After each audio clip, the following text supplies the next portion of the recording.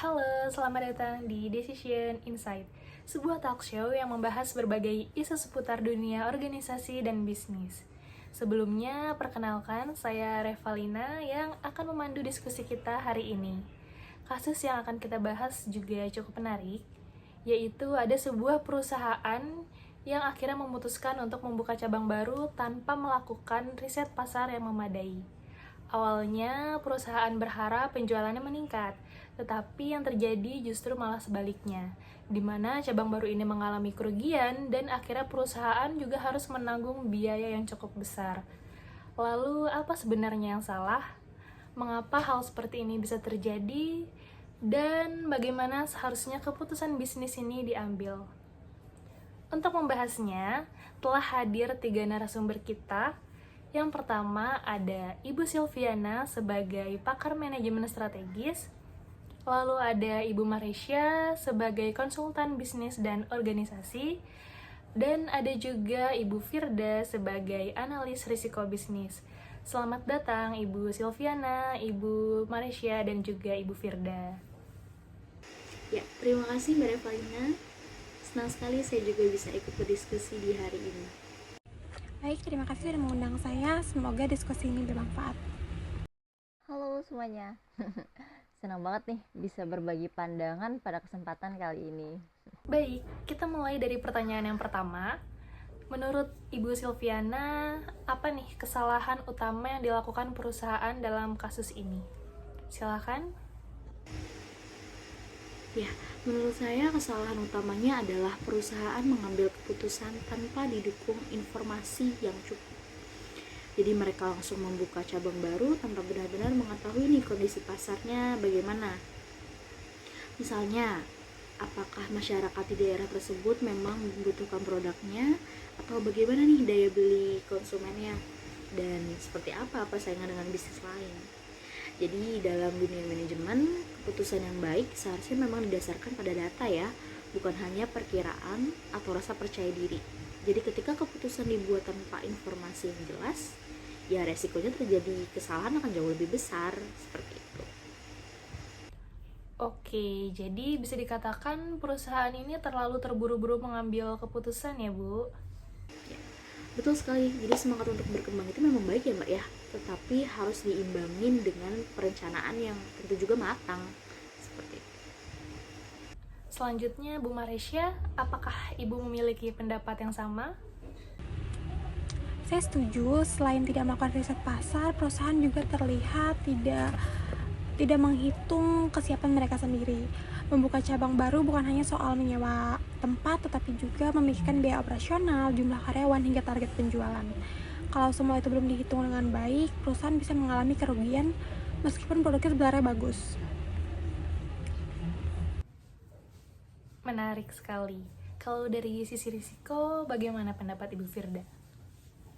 Saya melihat perusahaan terlalu yakin kalau cabang baru pasti berhasil. Padahal setiap daerah memiliki karakter konsumen yang berbeda-beda. Apa yang berhasil di satu kota belum tentu di kota lain itu berhasil. Nah, maka dari itu, setiap keputusan besar sebaiknya diuji terlebih dahulu melalui riset atau survei. Nah, sebelum benar-benar dijalankan. Selanjutnya kita masuk ke pertanyaan yang kedua. Mengapa sebuah informasi menjadi hal yang sangat penting sebelum mengambil keputusan? Silahkan Bu Silviana. Karena informasi adalah dasar dari setiap keputusan, bayangin nih, kita ingin pergi ke suatu tempat yang belum pernah kita kunjungin. Tentunya kita kan akan melihat peta atau menggunakan navigasi supaya apa? Supaya kita nggak tersesat gitu kan. Jadi begitu juga dengan dunia bisnis. Berarti informasi seperti petunjuk jalan sebelum kita melangkah ya. Ya, betul sekali. Bagaimana menurut Ibu Marisha?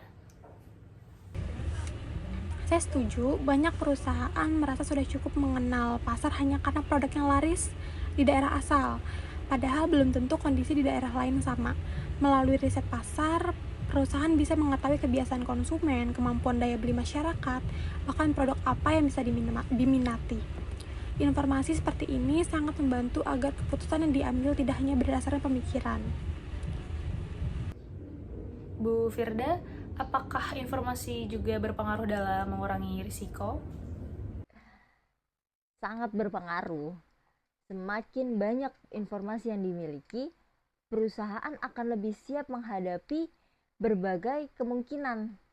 Mereka bisa membuat rencana jika penjualan tidak sesuai target, atau ternyata persaingan lebih ketat dari perkiraan.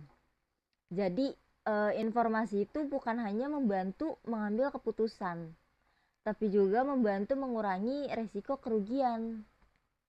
Kalau begitu, apa saja risiko yang bisa muncul akibat keputusan seperti ini? Saya mulai dari Bu Firda, silahkan. Resiko yang paling terlihat tentu kerugian finansial. Perusahaan sudah mengeluarkan biaya untuk menyewa tempat, membeli peralatan, merekrut karyawan, dan melakukan promosi. Kalau penjualannya rendah, semua biaya itu jadi beban perusahaan. Nah, selain itu reputasi perusahaan juga menurun karena masyarakat melihat nih cabang baru nggak berjalan dengan baik. Oke, selanjutnya Bu Silviana, apakah ada dampak lain selain kerugian uang? Ya tentu ada dong, karyawan bisa kehilangan semangat karena merasa keputusan perusahaan kurang tepat. Jadi manajemen juga menjadi sibuk menyelesaikan masalah di cabang baru, sehingga perhatian terhadap bisnis utama menjadi berkurang. Nah, dalam jangka panjang, hal ini bisa menghambat perkembangan perusahaan loh. Bagaimana pendapat Ibu Maresia? Silahkan. Menurut saya, yang sering terlupakan adalah hilangnya kepercayaan. Baik karyawan, investor, maupun mitra bisnis yang bisa mulai meragukan kemampuan perusahaan dalam mengambil keputusan. Padahal kepercayaan adalah salah satu aset penting dalam dunia bisnis. Sebagai penutup pembahasan, bagaimana sih seharusnya sebuah perusahaan mengambil keputusan agar kesalahan seperti ini tidak terulang lagi? Silahkan Bu Silviana. Langkah pertama adalah memahami masalah yang sedang dihadapi.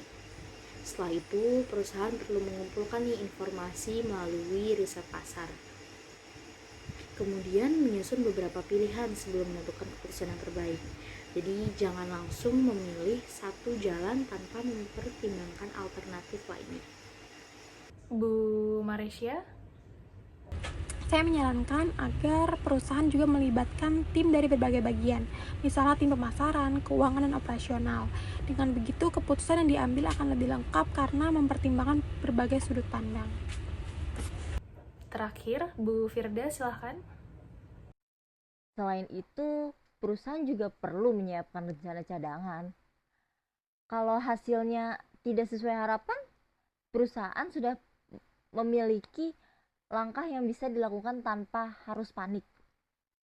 Dan setelah keputusan dijalankan, jangan lupa juga nih untuk melakukan evaluasi supaya perusahaan bisa belajar untuk keputusan berikutnya. Jadi dapat disimpulkan bahwa keputusan yang baik itu tidak hanya membutuhkan keberanian, tetapi juga data, analisis, kerjasama tim, dan evaluasi yang berkelanjutan. Tidak terasa, kita juga sudah berada di penghujung acara. Dan dari diskusi hari ini kita belajar bahwa membuka cabang baru itu bukan sekedar mencari lokasi yang strategis, tetapi juga membutuhkan riset pasar, informasi yang akurat, dan proses pengambilan keputusan yang matang. Dengan begitu, sebuah perusahaan dapat mengurangi risiko dan meningkatkan peluang keberhasilan. Terima kasih kepada Ibu Silviana, Ibu Maresia, dan juga Ibu Firda atas pemaparannya yang sangat menarik. Dan pastinya terima kasih juga kepada seluruh penonton yang telah menyaksikan Decision Insight. Saya Revalina, pamit undur diri. Sampai jumpa di diskusi berikutnya. Wassalamualaikum warahmatullahi wabarakatuh.